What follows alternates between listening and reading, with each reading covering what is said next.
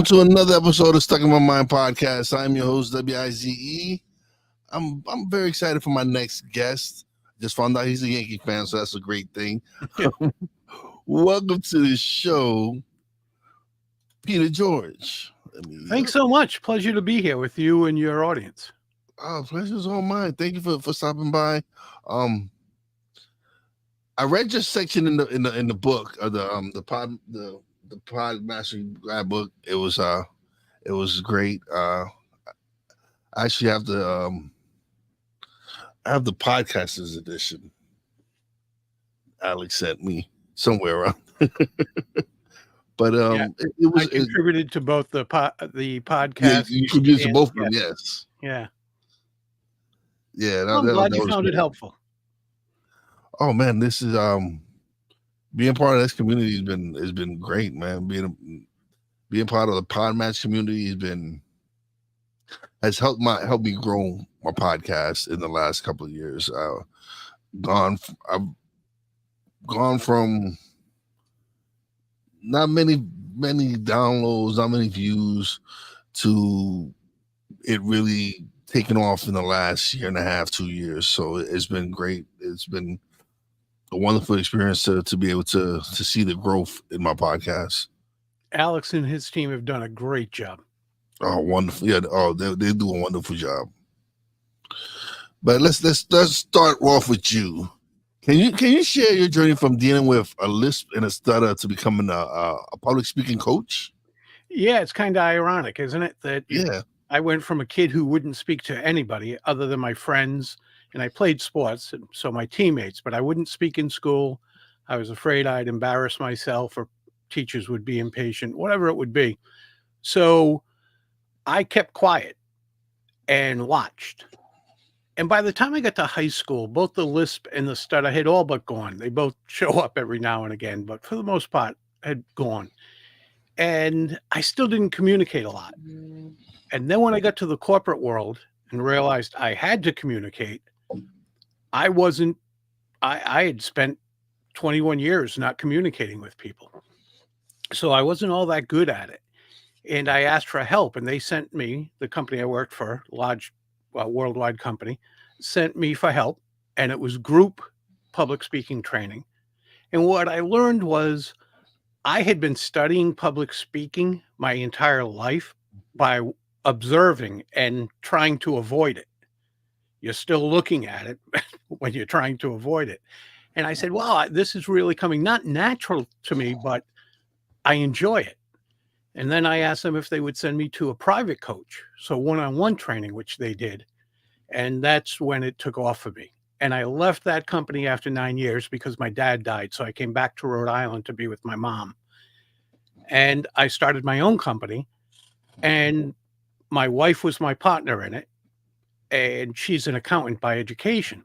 So it didn't take long for this accountant to see that every time I went out and spoke at events or whatever it might be, conferences and the like, that we got a bump in revenue. And she just said, do more of that.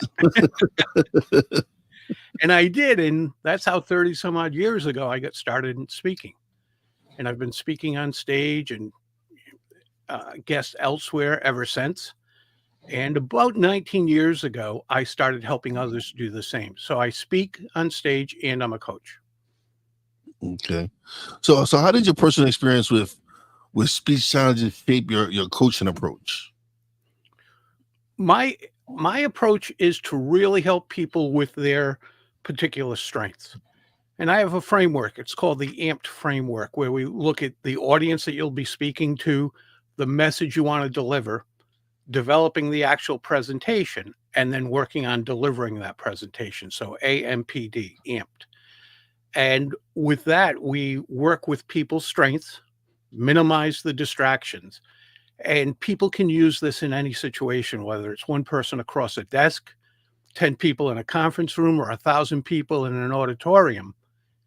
It's the same theory, where it's two minds, or more, but two minds connecting and staying engaged so you can help those people. Most people think, hey, I'm the guy up here speaking. Well, that might be true, but it's not about you. The only person I ever cared it was about me up on the stage was my mom. She's like, "Oh, you're speaking again?" And she was all excited about it. No one else cared. They're there for themselves, the audience. They're there for what they're getting out of it. So when we start looking at how can we get you up there to help people, to serve them, that's a different thing than just teaching public speaking. Okay. Can you explain the AMP speaking framework and how it benefits the speakers? Yeah, a lot of speakers say, this is my message. Well, that might be great, but depending on who's in that audience, you might have to provide that message in a different way. So that first one, the A, the amped, is who's in the audience. How do you want to make them feel? We often forget that. Do we want them to be encouraged? Do we want them to be ramped up? Does a sales manager or a sales vice P want to light a fire under someone's butt or the team's butt because they're not hitting their numbers and they want them to feel a little, oh, I don't know, cautious, or we might lose our jobs if we don't step up here. So how do you want to make them feel? What do you want them to walk away with? Now, I got to believe, you've been on this planet for a little while. I got to believe you've been in a meeting once or twice and you left that meeting and thought to yourself, I will never, ever get that time back. It was a complete waste of time. Yes. That's the whole joke about meetings, right? Is they're a waste of time. And that's because the people left no differently than what they entered.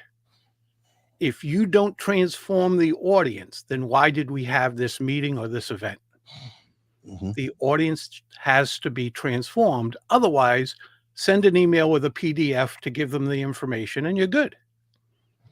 So that's what the A is looking at, is who's this audience and how am I going to approach them? And what do I want to accomplish in serving them? What do they want to know? What do they need to know?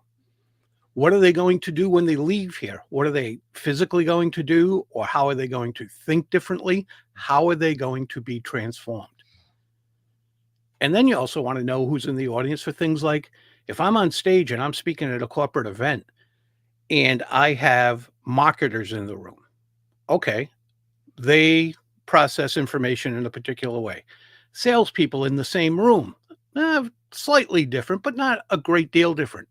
And the IT people and financial people from the company in that same room, they both process information completely differently. So you have to know who's there so you know how to present and connect with each of those groups or all the people. That's the A. And the message is, what's your point? And a point is not a topic. A point isn't, well, taxes. That's not a point. A point could be, I believe that we could lower taxes and raise services at the same time. Okay, that's your overall point. Now, to get to that, what are you going to speak about? What are your three main talking points or your three talking points? So in this case, it might be, here's how the situation is now with taxes and services. Here's how I believe we can change those. And here's the result. So now you have your three talking points. And that's the message. And then we get to the P of amped, which is presentation. Okay. What's your opening? Now, how are you going to flesh out your first talking point? How are you going to transition to your second one? How are you going to flesh that out? Are you going to tell a story for your evidence and connecting with the audience? Are you going to have an analogy? Are you going to have a demonstration? And then you have a transition to the third one. And after the third one, if you're going to have Q&A, that's where you have Q&A, not after your presentation is done. Q&A should be part of your presentation, not a separate entity from your presentation tacked on at the end. And then you end your presentation. And the reason you want to do that is end it after the Q&A, so it ends how you planned on it ending. A Q&A, you're not really sure how it's going to go. Yeah. And it could end on a bad note. So this way, you know it's going to end as you had planned. Okay. And then the D is working on the delivery, how you use your voice, how you use body language. The way we use our voice and the way we use our body language transmits information just like our words do.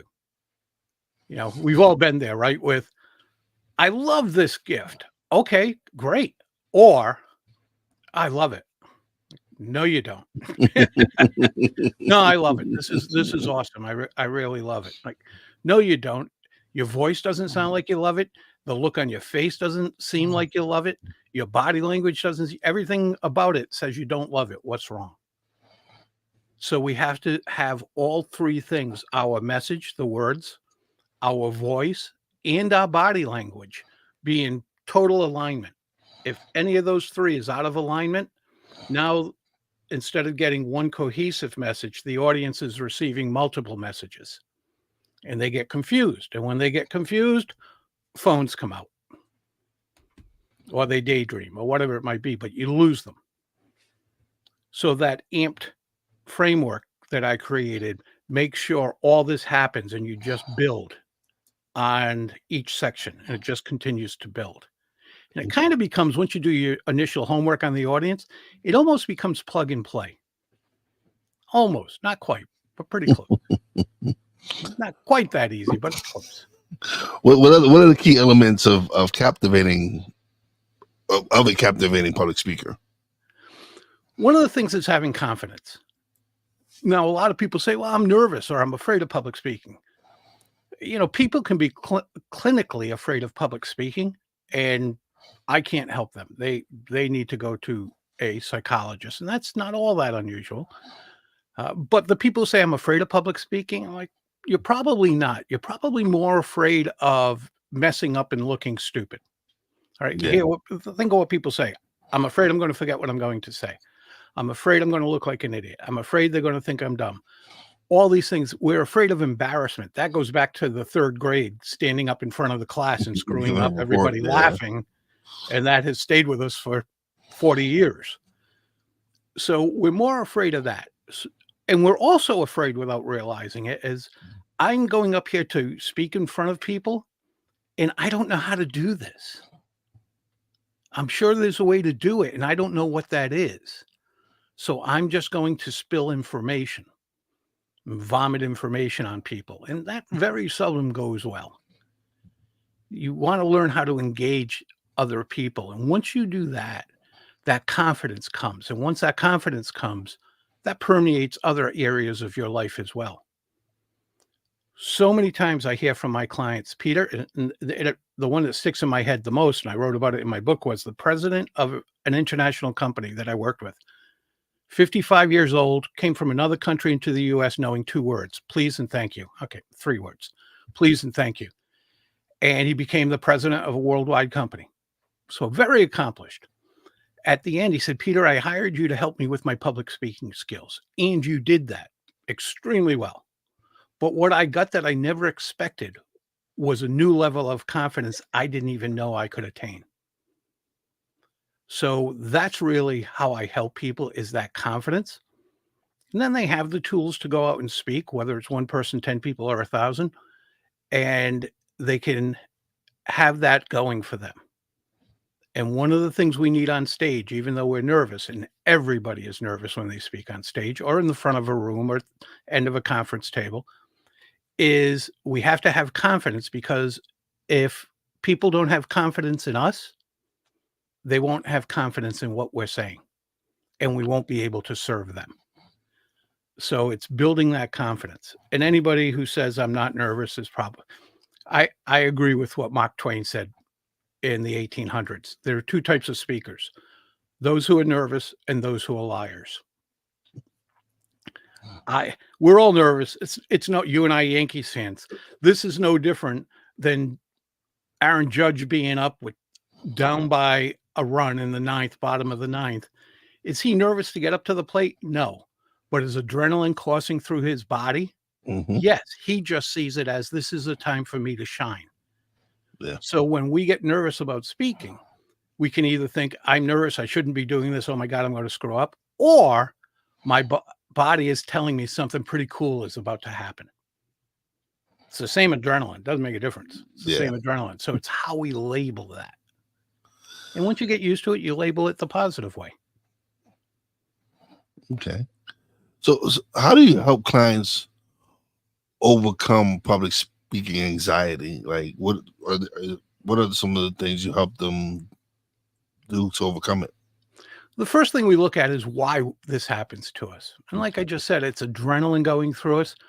So you might love the modern day roller coasters, these that corkscrew and they're so fast and so high. You might love those.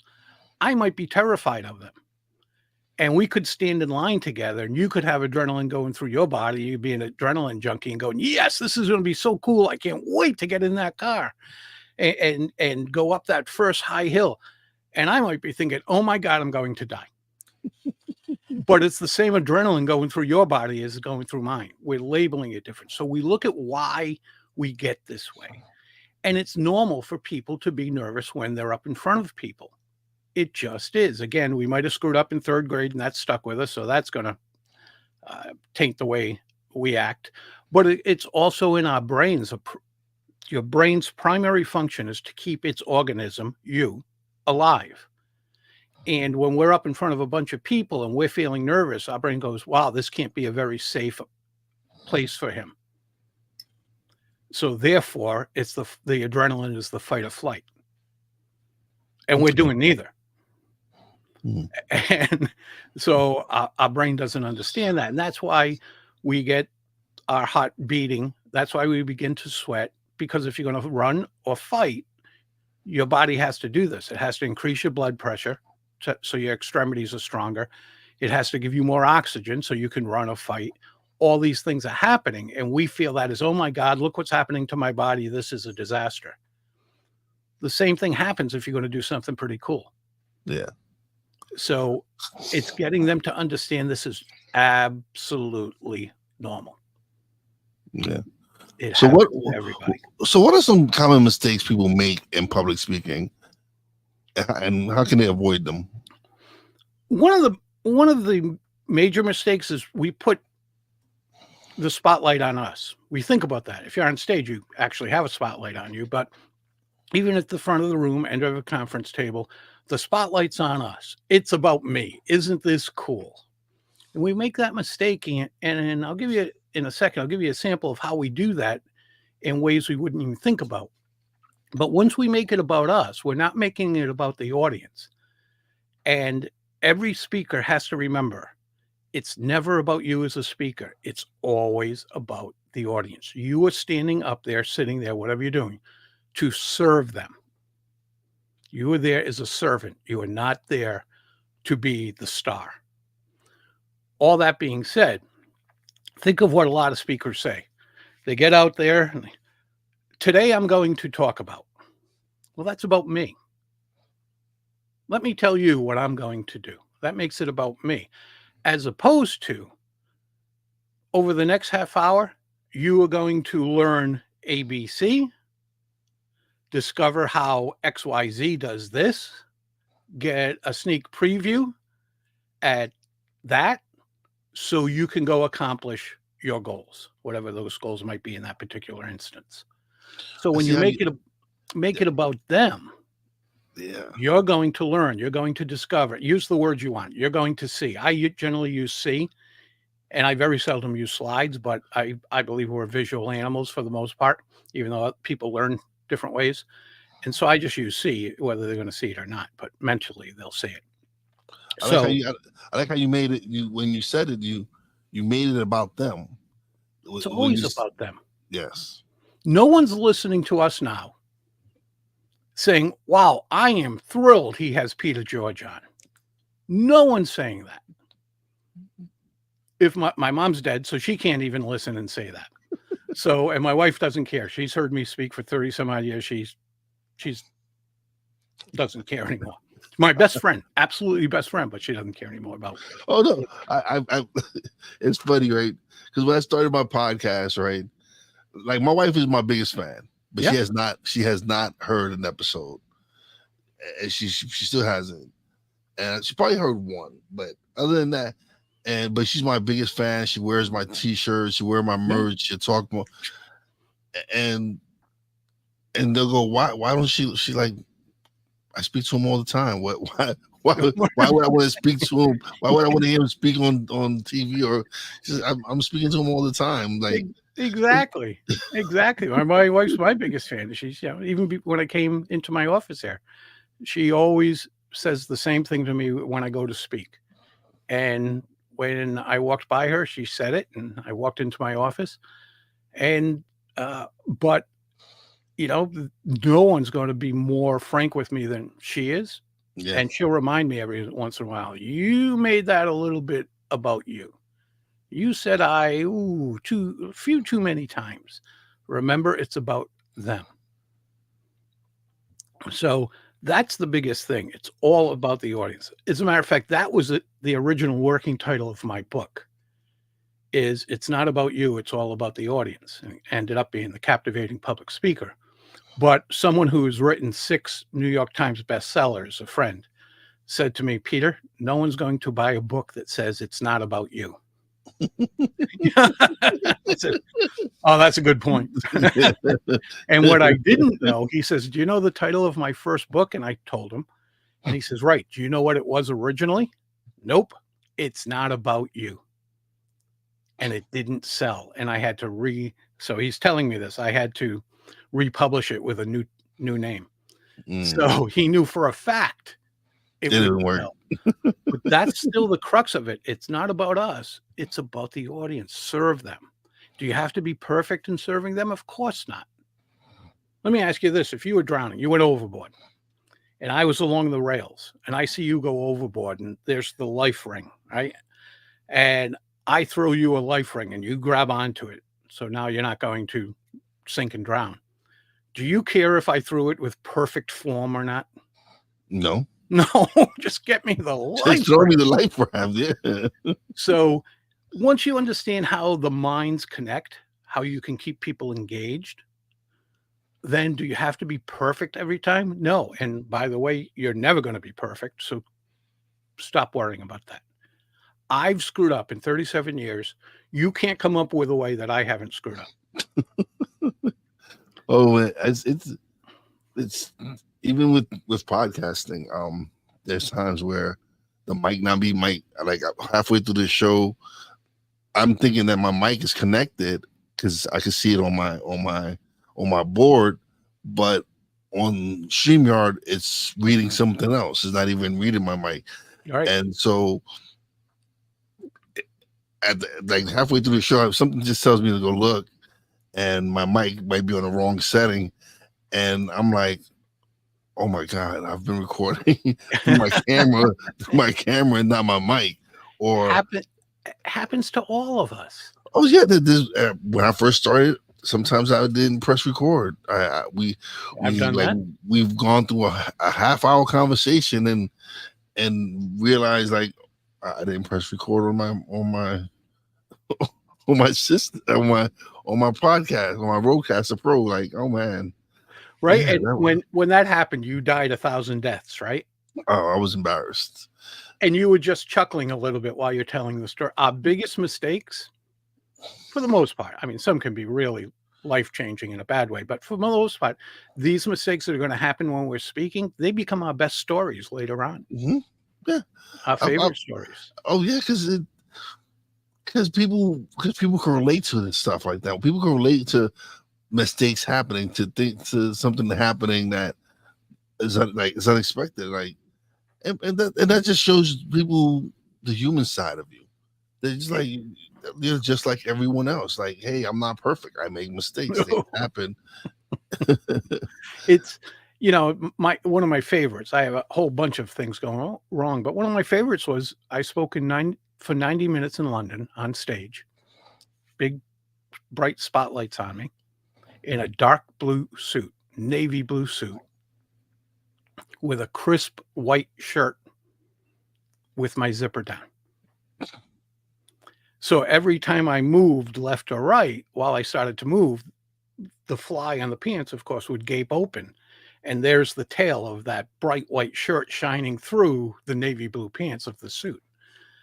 And it wasn't until I was sitting at the bar later on with someone who said, your zipper's down, right? I'm like, of course not. I said, how long's that been down? I said, tell me it was down while I was presenting. He said, from the moment you walked on stage. And he laughed and he said, and I was dying, right? Just dying. He says, Peter, we're not in the 5th grade. It's not a big deal. He says, but I got to tell you, every time you moved and that fly opened up, that shirt is so white, there's nothing else you could see with the spotlights on, that your eyes would be attracted right to that white shirt and your pants. I'm like, oh. Now I tell that story all the time. Yeah, you have to. You have to tell that story. You just that stuff happens. It does. It really does.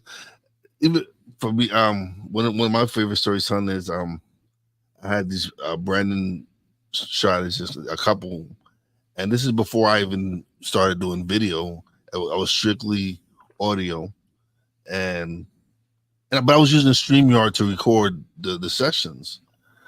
And he goes, "So you don't do video?" I'm like, "No, I'm not ready. I'm just making up excuses." And he goes, "You sure you don't do video? Like you really? Are you sure you don't do video?" I'm like, "Yeah, no, I'm waiting till I'm perfect." And then the third time, he goes, "You sure you don't do video?" I goes, "Yes, I do." and I understood what they were making. It was like, dude, you're using this platform. You might as well use the video. It's right. Gives you other content to be using. And I was like, and for the most part, I was like hesitant because I wanted it to be perfect.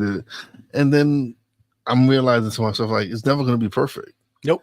I'm not gonna, until I start doing it, I'm not gonna know if I'm capable of doing it or not. So yes, I do video now, and from there and that's where it took off. And so now, and from video, I went to going live because now I don't want to edit. It's like so much time editing video and everything. Right. So now by going live, I'm like, it's out there. People are gonna see the mess ups. I don't know how to edit it now, so here you go. Nothing wrong with that. Again, like you said, it just shows that you're human, that you make mistakes, your guests make mistakes. It happens.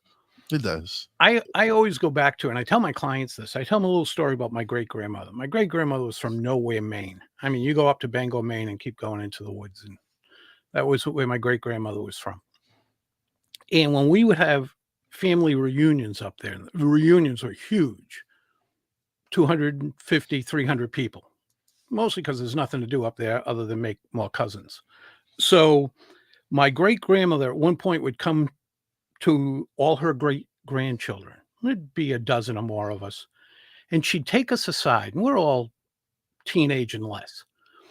And she'd take us aside, and she'd give us one line, just one line, and turn around and walk away. And you could ask her all day long, what does that mean? She would never tell you. It's like, figure it out. You have to figure out what that means to you. So in her own country wisdom way, she was very, very bright woman. And one time when I was about 12 years old, she takes us aside and she says, if they look that close, slap their face. And I went up to her, chased after her and said, Graham, what does that mean? Think about it.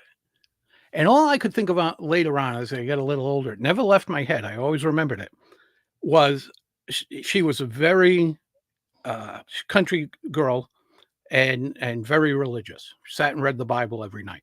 And I said, I will bet you she was talking to the girls mostly. And if the boy, you're getting to be 14, 15 years old, if the boys get a little too familiar, slap them. I believe that was her message. And for us boys, it was just, we were there.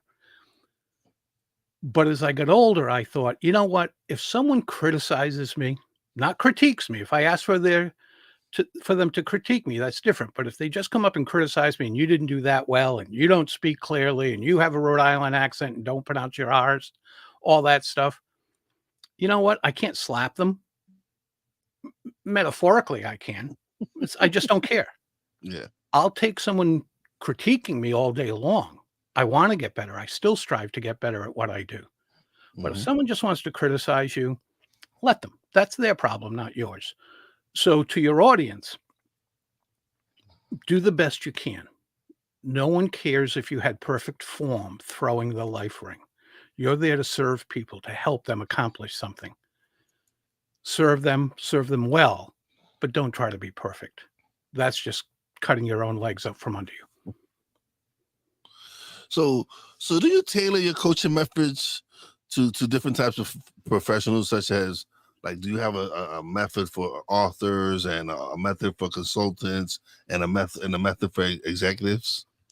It depends on what it's very close. It will change somewhat, but it's very close because most of those people come to me for presenting in one way or another. Yeah. And so we're going to follow the amped framework no matter what. But I do work with lawyers a great deal too. And with the attorneys, we don't get so much into the message because that's them. They're the experts at writing briefs and the like, not me. I'm not going to help them write better briefs. That's not what I do. But if they said, hey, I want to go out into the community and speak, or I want to go out and do bar associations when they have their annual meetings, I want to speak, then now they're just a speaker like any other speaker, whether it's an author, an executive, whomever. So yeah, we'll go back into that amped framework. But attorneys, other than that, we're working on their voice and their body language, the delivery, and how they can not perfect, but get as close to perfection as humanly possible. So what kind of advice would you have for someone like myself who's interested in public speaking? Like, where would someone like me get their start at? Get it locally. Chamber of Commerce, Rotary. Rotary's always looking for speakers. You can go from Rotary to Rotary to Rotary. They're always looking for speakers for their members. Now, you're only going to speak for 10 minutes, and you're not going to speak about what you do. You're there to help them in some way. But with that said, it's a great way to just get your reps in. And your reps have to be, you've got to learn a little bit about public speaking, whether that's working with a coach like me, but if you don't want to go out on that extensive, Toastmasters is a great place to go. Inexpensive. They meet weekly or bi-weekly, whichever it is, but they're all over the world, been around for 100 years for a reason. So that way, when you're getting your reps in, you're getting better at it. Because, they say, well, if you do something 10,000 times, you're an expert. Not if you did it incorrectly 10,000 times. That'd be like, and people say that all the time. Well, just go and speak. Just keep speaking. You'll be fine. All of a sudden, you'll be making thousands of dollars. Yeah, that'd be like me saying, I want to go to the Olympics as a downhill skier. And someone saying, well, just keep skiing. Well, probably I won't become a downhill skier in the Olympics that way. No. I'll be a good, leisurely skier, maybe. But I'm sure if I had a coach, even then I'd be a better leisurely skier. Yeah. So first thing is go out and speak. And a lot of people go, well, my knowledge is worth this much money. Now, if no one's willing to pay you, it's not. You're worth what someone's willing to pay you. So I tell everybody, get in 50 or 100 speaking gigs for free. I tell my clients that who are aspiring speakers. They'll come and say, cool, how fast can I start making money? I'm like, well, how fast can you do 100 talks? You go to Rotary or the Chamber or other organization, whatever it might be, and speak 100 times. Cool. Now you probably can start making money. Okay. And it's just getting the reps in, like most things. You can't wait till you get to the major leagues. You can't wait till you get to Yankee Stadium. Yeah. To want to stop practicing like a major leaguer. Doesn't work that way. You have to get your reps in at the lower levels first. So we actually spoke on the importance of storytelling and effective, because that storytelling in the way what is the importance of storytelling and the effectiveness of public speaking? Storytelling is one of the best techniques you can use. And the reason is we are made for stories. Whether our brain connects with stories because that's the way our brain works, or if it connects with stories because we surround ourselves with stories since the day we're born, fairy tales and the like. And then we go on to read books, stories, if they're novels, stories, watch television, stories, go to movies, Stories. Stories surround us. Honey, how was your day? Stories. Well, let me tell you about meeting with this client. We love stories. So a great way to connect with your audience is to tell a story. And when you're telling a story, one of the things you want to do is make sure there's conflict. There's got to be conflict in a story. Take any great movie, any great book, there's conflict. I hesitate to use Star Wars. I'm finding as I'm getting older and I talk about the 3 original Star Wars, there's a lot of people who haven't seen them. But but taking that, if you even know about Star Wars, Luke Skywalker, the farm kid, he didn't know he had the Force. He didn't know he had confidence, or he didn't have any confidence.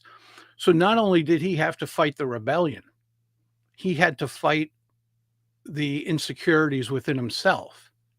Yeah. And we often find that. So in stories. So it's not just the external forces that they have to overcome, it's the internal ones as well. And that makes it more complex, more sophisticated, and more enjoyable to watch or read. So when you tell a story, make sure people also know the moral. A lot of people in my industry say, no, if you tell a story well enough, people will understand the moral. If you tell it well enough. Yeah. If you didn't leave something out by accident. If they didn't start daydreaming because there was something in the story that made them think of something and they missed the most critical part and they come up with a different moral for that story. So at the end, just say what this means to you, or even the moral of the story is, and tell them.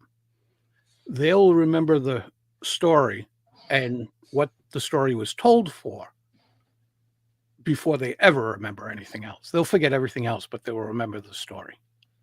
So tell stories. It's important. And have that conflict, have a moral, and people will remember them. Yeah. So we talked about feedback and critique, and how important is that in someone and helping someone improve their public speaking skills? The feedback? Yes. It's immensely important. Now, here's the difference. Some people can say, "Hey, let me help you out," and have no clue what they're saying. I was speaking to someone today who said, when I get nervous when I'm speaking, I look up into the balcony if it's in a theater type situation, because I was trained in drama that if you get nervous, just look at the balcony. I said, so how long do you do that? Do you just look up, get your breath, and look back down? She said, no, you just keep looking up into the balcony. I said, anybody up there? No. She goes, that's the good part of it. I said, so you're not even looking at your audience? No. She goes, I was told that a long time ago to do that, and it works. I tell everybody to do that. Look up way above the audience. You're not connecting with them. You're gonna be looking lost. They're gonna be looking up at the balcony. What are they looking at? Exactly. If you plopped hundreds of dollars to sit in the front rows, probably even more than that now, in Broadway, and all the actors were not connecting with you in any way, they have their back turned most of the time, they're looking way up at the ceiling, they would never do that. It would never happen. So get feedback, but make sure the people giving you feedback, they mean well, but make sure they understand not what someone told them, but what actually works. Here's the funny thing is, we love when someone says, hey, Peter, great job. Probably not. When someone tells me I did a great job, I didn't provide enough to help them. So they could come and say, hey, Peter, you know what? I never knew that before. I'm going to implement this. Or thank you so much for bringing this up and letting us know about that. That's going to help me so much. That's the feedback you want to get. That's what you want to hear after a talk. If someone is the most they can come up with is, hey, Peter, good job, they're being polite and I failed. Most likely. Different if you're in a conference room, that type thing, and you're walking back to your seat. You couldn't stop me, right? Because now someone else, our boss, is up talking at the end of the conference room table. You couldn't stop me and say, hey, Peter, I never heard this before. This is going to help me a lot. In passing, you might just say, hey, good job, fist bump, and move on. So that's different. But when you have time to talk and someone, the most you provided them with is the opportunity to say good job, you probably struck out. So what's the benefits of personal coaching compared to self-study or group training? Any is good. Self-study, books and the like. I did a lot of self-study at the very beginning, and the thing is, whether even my book, my book has won 6 awards so far. It's done very well, and it provides a ton of information. The one thing it doesn't provide is feedback. Mm. So with a coach or people who are willing to help you at a Toastmasters or that type thing, you get feedback. And feedback is immense. It's like any other coach. I could learn how to try to learn how to golf from YouTube and books. But if I have a coach right there to help me, I'm going to get better faster. I'm going to be better at it. It's going to be more enjoyable. Okay. So working with someone in my industry, just like working with someone in any industry, I play the guitars. I have a guitar coach. We call them teachers, but they're coaches. And, when things matter, people who want to do karate or any other martial art, they go to someone who knows what they're doing to help them progress along. Coach, when things are important, coaches help a lot. Shy of that, books, YouTube, and the like, they're very good. A lot of great books out there. So yeah, I have one of my she was actually a guest on the show, Fran. She says she's a Toastmaster, and she uses those rotary tips. Oh, does she? Yeah, it's just a well-known place to do it. Yeah, to get your reps in. Awesome.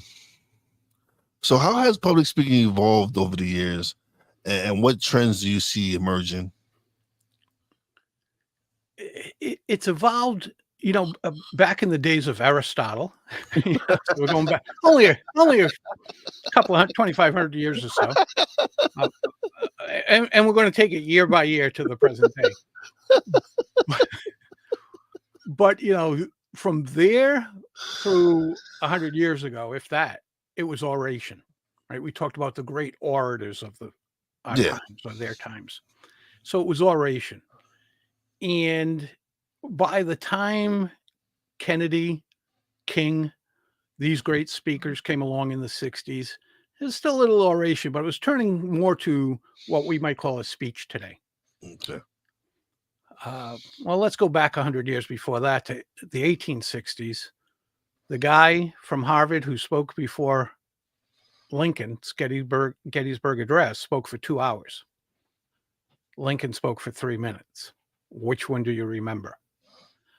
Lincoln.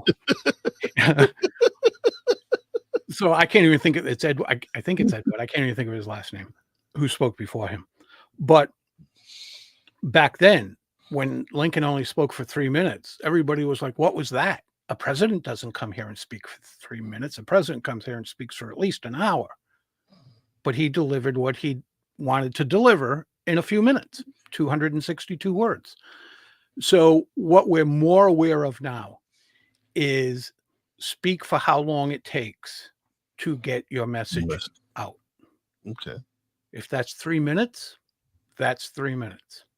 Now, you can't be hired for thousands of dollars and they want you to fill an hour and you speak for 3 minutes and go, I'm out, send the check, give me the rest of my money. That's what I got.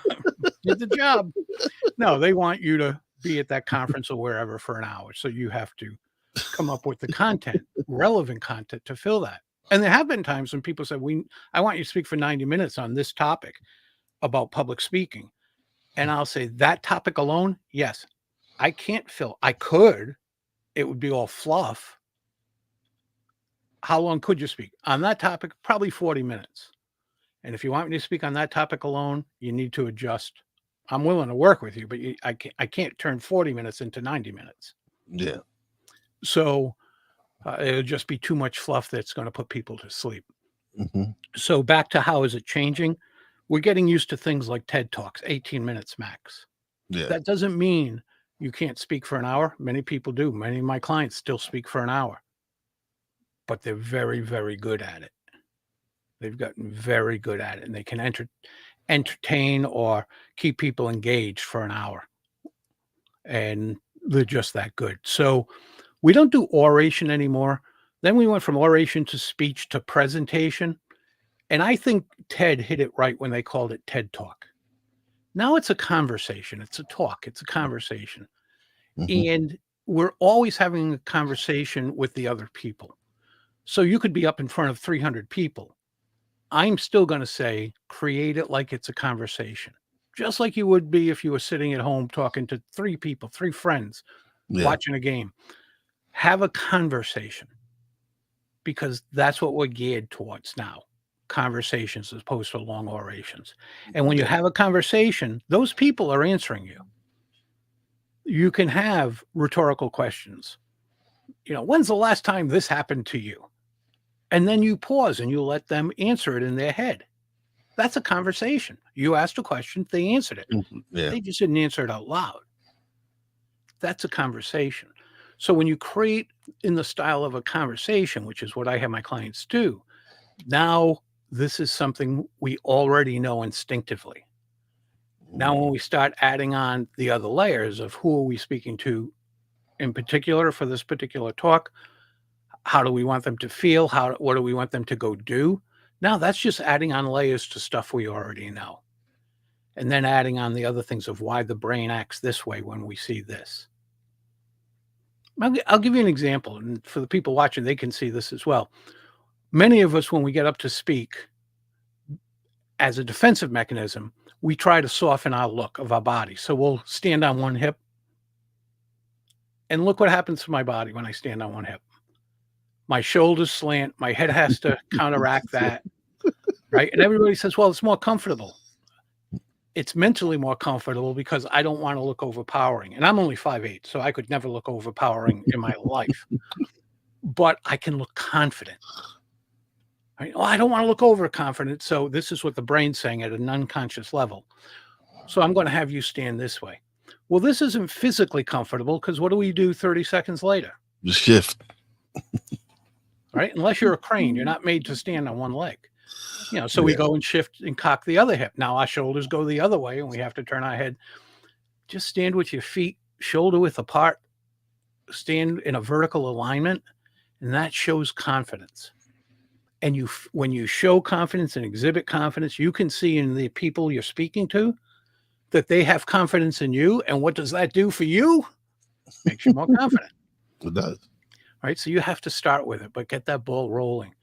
And once you learn these techniques of why people react to certain things, if I had my hip cocked, it's not a confident look. So once you learn that, okay, how do I exhibit confidence? How do I connect with their brains? You layer these things on to stuff we already know, and it's not as difficult as people think. It's a pretty cool thing, actually. It's a great skill to have. You want to know how much this skill means? How much? You know, you and your audience probably have heard of this guy called Warren Buffett. Yes. Right? If he hadn't given away most of his fortune, he'd still be the wealthiest man on the planet. Yeah. Warren Buffett said the best investment he ever made. Now think about this guy. When this guy makes an investment, the world notices. Hundreds of millions or billions of dollars might move one way or another. The world notices when this guy makes an investment, buys or sells. He said his greatest investment ever was his public speaking course when he was 27 years old. So much so, if you go to his office and you look behind his head, his undergrad degree isn't up there in a frame on the wall. His graduate from Columbia is not in a frame up there on the wall. But his certificate of completion at the public speaking course is framed and up behind him on the wall. Because he knew if he wanted to get people to follow him, if he wanted to be able to speak in a way people would understand him without confusion, both in the office as well as publicly, then he had to have the skill to speak and to connect. I wish we didn't call it public speaking. I wish we called it engagement or connection, because that's what we really do. And he knew how much that would help him. And all these years later, he says that was his greatest investment of all the investments he's ever made. Wow. Right there, that tells you how significant it is and the power it affords you. No matter how you, I don't care if you're speaking across the desk or table to one person. That's public speaking. Now, how do you get people to? I'm not saying you want to influence them, you want to persuade them for them. It's not about you. We're not trying to sell things here that they don't need, but we are trying to sell stuff. Will they buy what I'm selling? That old saying, well, you're speaking.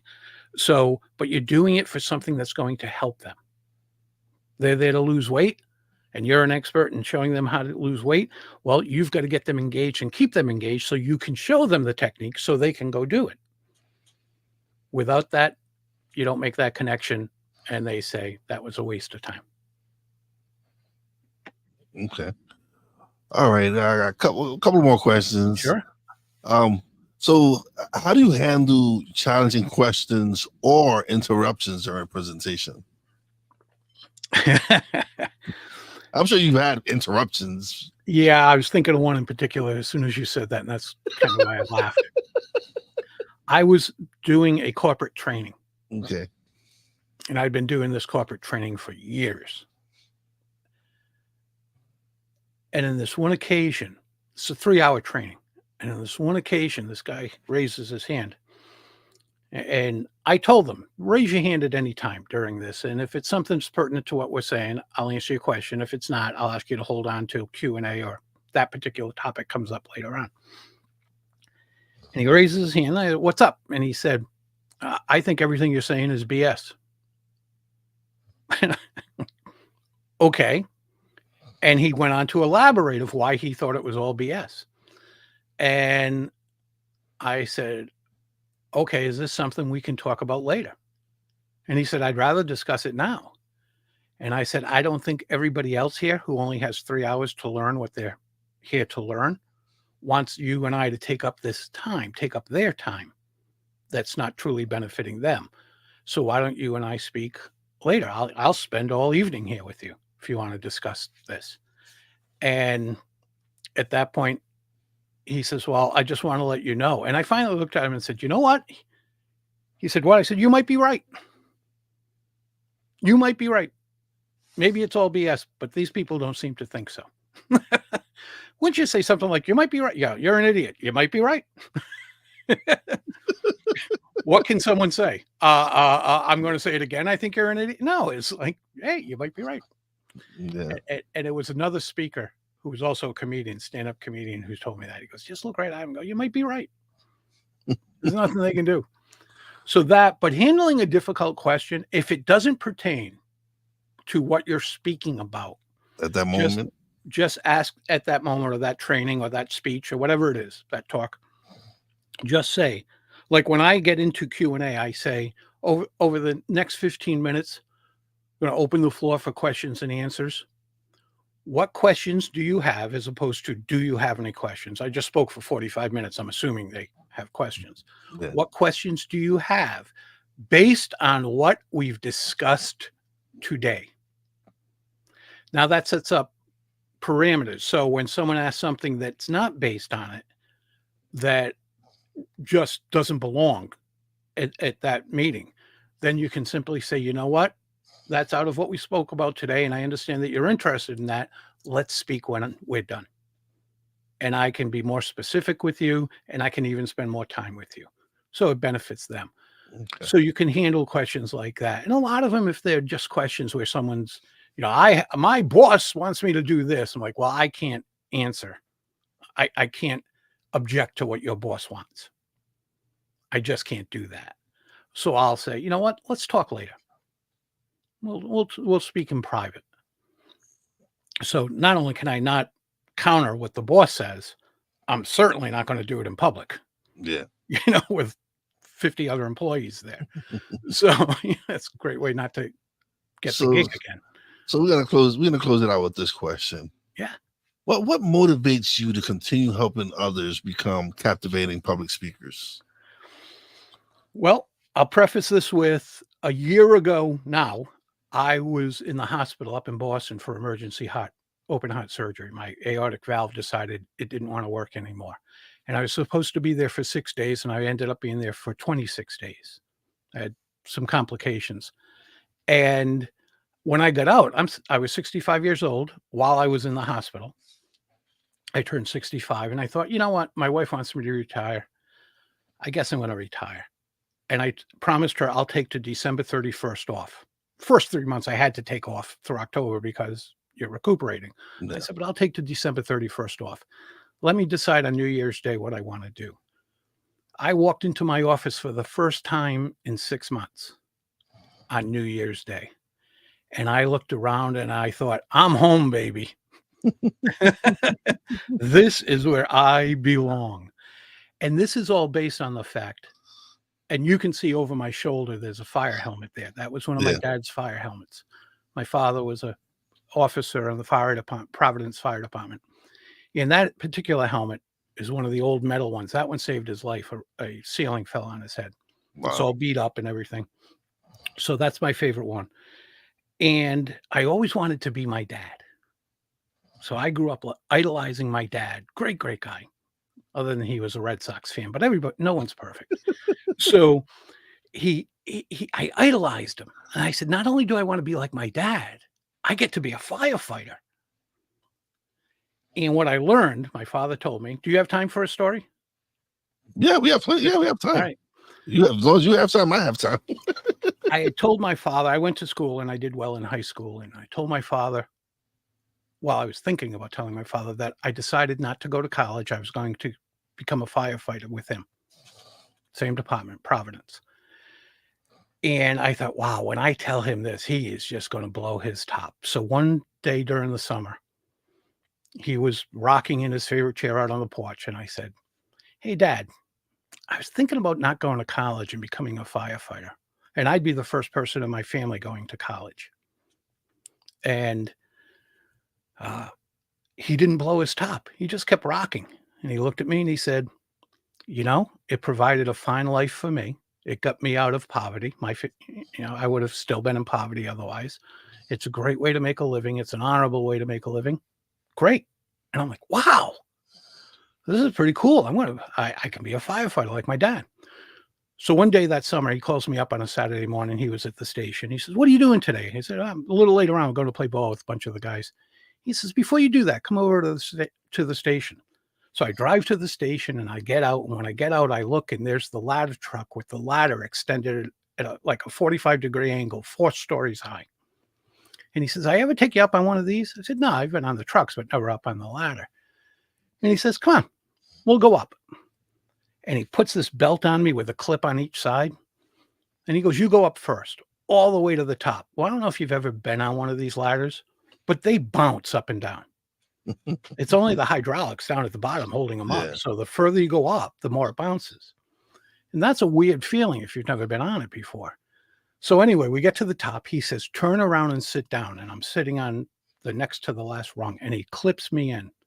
And he says, I'll be back in exactly 30 minutes. Do not move. He goes down the ladder and into the station. And I'm sitting out there with this thing bobbing in the wind. 17-year-old. I'm an athlete. I've got this. It's no big deal. Well, after about 8 minutes, tears start running down my face. And I'm like, this is a tough thing to do. 30 minutes later, true to his word, he comes walking up that ladder. And he unclips me. He says, follow me down. We got on the turret. We didn't even get to the ground yet. We're on the turret of that ladder. And he turns and looks over his shoulder and says, college? I said, you bet. So he knew I was not cut out to be a firefighter. He knew there were different ways for me to help people. He didn't know what it was. I didn't know what it was. But anytime I go, well, maybe I should retire, or do I still have the gusto I've always had to help people? I think that's what I do. I don't teach public speaking. I help people. And the coolest thing about that is I help them achieve something that's very difficult for most people. Shouldn't be, but it is. I can say all day long it shouldn't be, but it is. Mm-hmm. And I get to help them with that. And a lot of my clients are younger people. I will never, ever live long enough to see them at the end of their careers. But I do know that if public speaking can help them be more confident and can help them further their careers or become professional speakers and have that as a career, whether it's their sole career or part-time career, and they have greater income, then possibly if they want a house on the Jersey Shore, or they want a boat, or they want to take their spouse around the world, or whatever it might be, or just be comfortable and send their kids to the colleges of their choice, whatever it might be. If I can help them do that, even though I may never see it come to fruition, that's a pretty cool way to spend a life. So I wasn't able to help people the way my father did. He saved lives. Yeah. But I'm able to help them in my own way. Mm-hmm. And I want to do that to the day I can't do it anymore. And that's what podcasting has done for me. It's given me, because I was 44 years old. I have a well-paying job,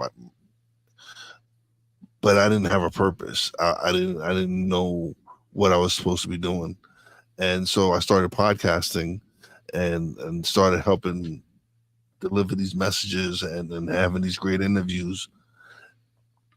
And people would give me feedback, and people would say, "Hey, I listened to this episode. Thank you. I needed to hear this." And, nice. And so that gave me purpose.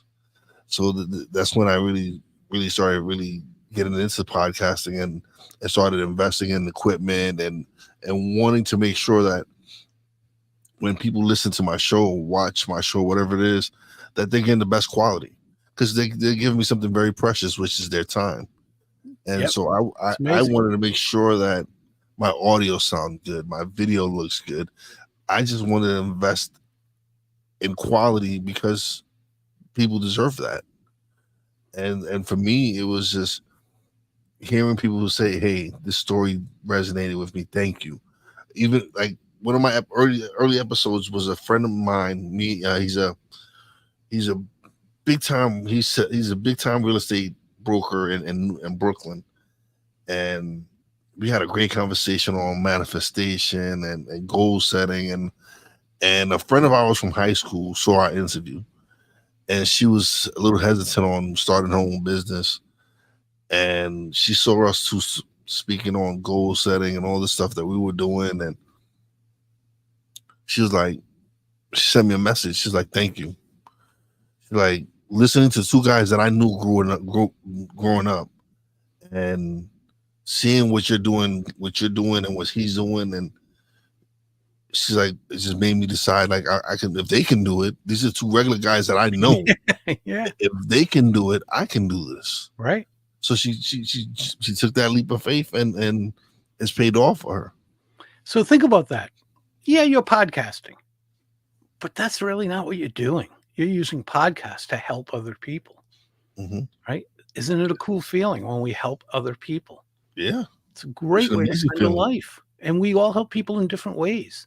Mm-hmm. You know, or many of us do, at least. And when we do, that's a pretty cool thing. Yeah, it is. We may never become stars or, known all over the world, but who cares? We get to help the people we can help. Yeah.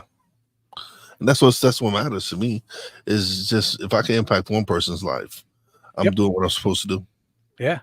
But using a podcast, look how many lives that's one person you know about. Think of the people you'll never, ever, ever know that you helped. True. Yeah, it's a cool thing. I congratulate you for it. Thank you. Appreciate it. Well, it's a wonderful conversation, man. I appreciate you being on the show. You get the solo layout now where you get to plug away, let them know where they can find you, everything. Easiest place to find me is my website. You can go there and hit a link and go get my book at Amazon if you want. You can find out about my services, whether it's speaking or coaching, at petergeorgepublicspeaking.com. My name, Peter George, and then publicspeaking.com. Nice and easy. Awesome. It's actually in the description of this episode, so you can reach them there. So anyone who's interested, go back into the descriptions and you'll find it there. So thank you, Peter. It was great having you. I had a blast. This is great, man. I appreciate you coming through and and sharing your stories and sharing your knowledge. It's really it's helped me. I know that personally. Well, it's been a pleasure being here. Really has. It was a great conversation. Thank you. I try. I try.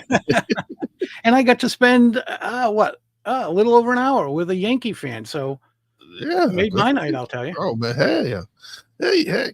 Oh, Fran said great podcast. Peter drops a lot of gems. He did, Fran. He did. He dropped a lot of gems. Thank you, Fran. And we greatly appreciate it. We really do. It was a great show. But let me close out the show. Don't leave just yet. We chat a little bit more off the air. But thank you once again for being such a great guest. My pleasure. Thank you. All right, another great episode is in the can. Oh man, I had a great time. Great conversation. Shout out to Fran for stopping by, leaving comments. Greatly appreciated.